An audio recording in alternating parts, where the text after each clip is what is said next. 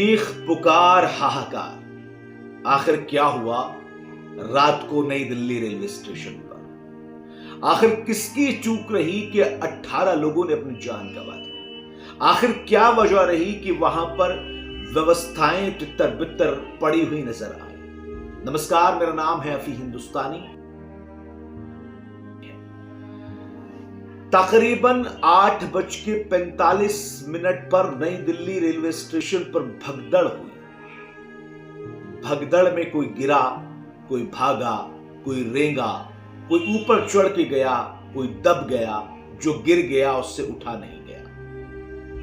चीखें, पुकार, मदद की गुहार, सब कुछ वहां पर सुनाई और दिखाई दे रहा था।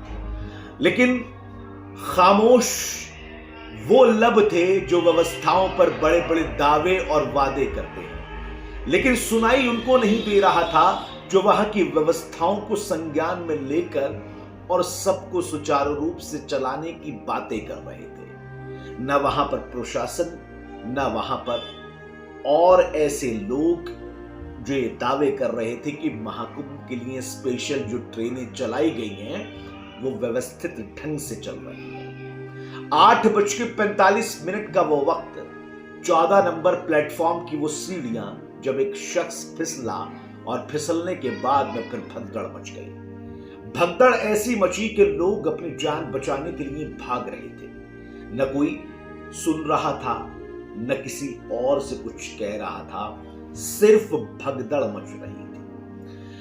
भीड़ को नहीं पता कहां भाग रहे हैं। भागने वालों को सिर्फ एक दिशा दिख रही थी, वो भागे जा रहे थे और उनके नीचे जो आ रहा था न तो उसको कोई उठा रहा था और ना ही कोई संभाल रहा था। लेकिन तब तक यह खबर प्रशासन के पास पहुंचती, रेलवे के पास पहुंचती, रेलवे पुलिस के पास पहुंचती बहुत देर हो चुकी थी। वो लोग तब आए, एम्बुलेंस भी आई, फायर ब्रिगेड भी आई, स्ट्रेचर भी आए, डॉक्टर भी आए, लेकिन तब आए जब बहुत देर हो गई थी। तब आए जब ये 18 लोग अपनी जान गंवा चुके थे। तब आए जब बहुत सारे लोग घायल हो चुके थे, जख्मी हो चुके थे। सवाल किसके ऊपर उठाया जाए? रेलवे प्रशासन पे, रेलवे पुलिस पे, व्यवस्थाओं पे, सरकार पे? किस पे सवाल उठाया जाए? जिम्मेदार आखिर कौन है? नई दिल्ली रेलवे स्टेशन पर जब यह पता था कि महाकुंभ में जाने वालों की तादाद बढ़ रही है, टिकट लेने वालों की तादाद बढ़ रही है, ट्रेन पकड़ने वाले यात्रियों की तादाद बढ़ रही है, तो फिर मौन क्यों रखा गया? सवाल यह भी है कि आखिर जब तमाम चीजें पिछले 1 महीने से आप देख रहे हैं, सवाल यह भी है कि जो चीजें आपने इलाहाबाद महाकुंभ में देखी, फिर आपने इंतजामात क्यों नहीं किए? सवाल यह भी है कि तमाम चीजों को देखते, जानते, समझते हुए भी लापरवाही आखिर क्यों दिखाई गई और किसने लापरवाही दिखाई? नई दिल्ली रेलवे स्टेशन पर 18 जानें चली गई। उनके परिवार, उनके भाई, उनके बहन, उनकी मां, उनके बाप उनसे बिछड़ गए। कौन है इसका जिम्मेदार?